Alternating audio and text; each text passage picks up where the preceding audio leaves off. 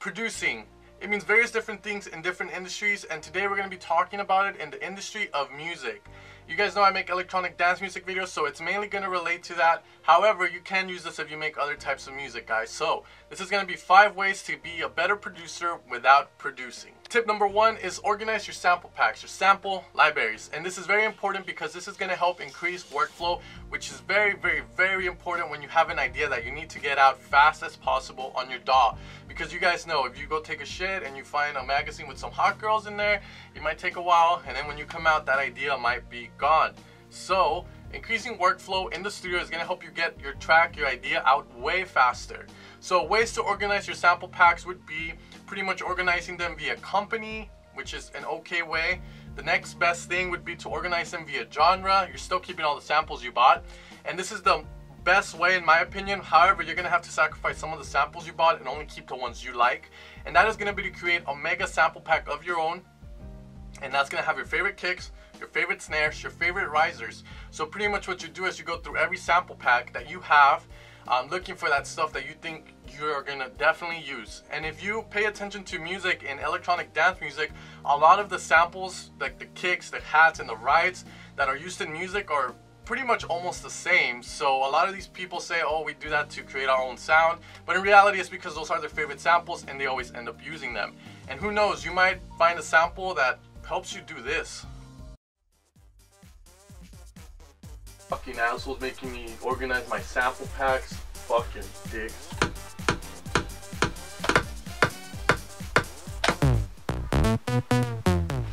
Oh shit. This is it.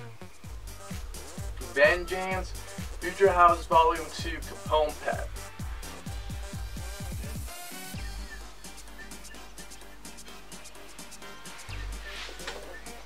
Hey, what's up? Vengeance. I just bought your Future House Volume 2 sample pack off the off your website. I was wondering if I use this in a song, do you guys take a cut from it, or is it royalty free? Oh, royalty free, really? So if this song propels me into being one of the top DJs in the world and it turns my brand into $1 million brand, you guys don't give a fuck. You don't take none of that? Alright, we're in business then.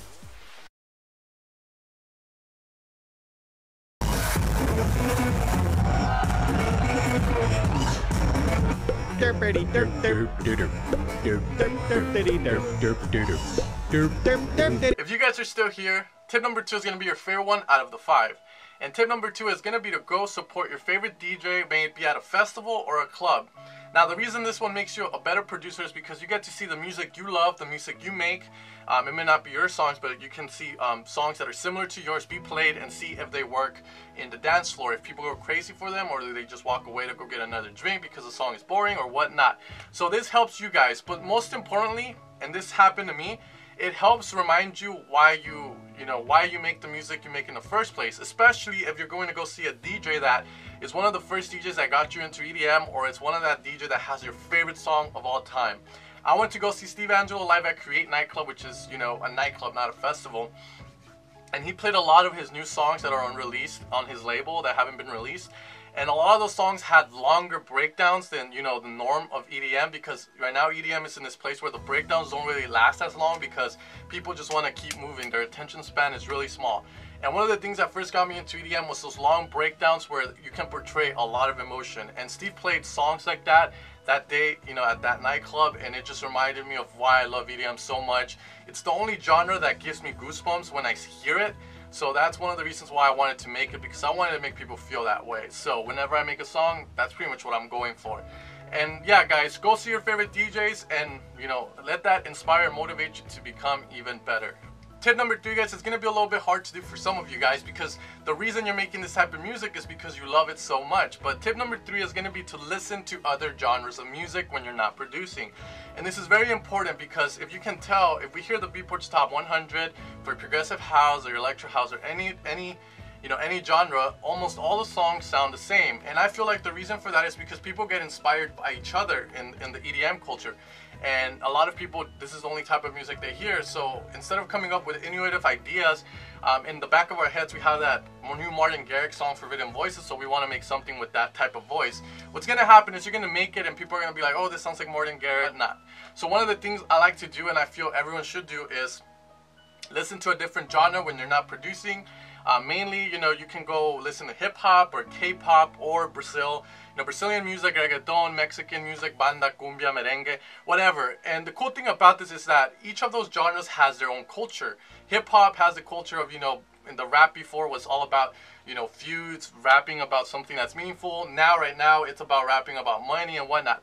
But the cool thing you can get out of it is that producers make this music with the intention of making their market, you know, buy it, making their market like it. So when we hear this type of music, we're pretty much looking at different techniques to make music. You know, pop tries to be really catchy, and maybe we can incorporate some of those techniques that they use into EDM in order to make it a bit different, in order to spice up our own production. So tip number 3 is going to be to listen to other genres of music, mainly to get inspired by them, by different things, not just get inspired by EDM and make the same thing that everyone has been making these past 2 years.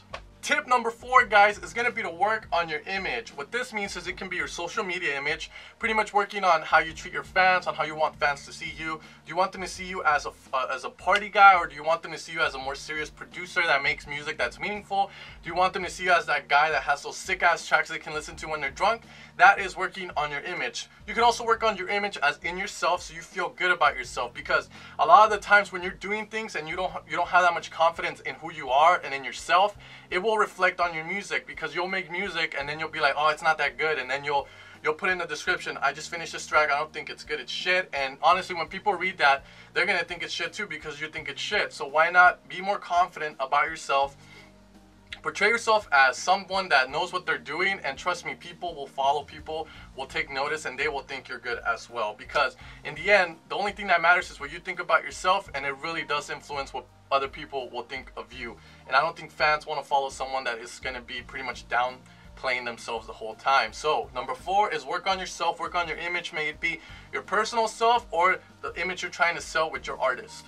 Tip number 5, guys, is going to be to enjoy your life. What I mean by this is go out, have fun. Don't feel like you always have to be producing, because to be honest, I dropped out of school for 1 semester, so I took a break.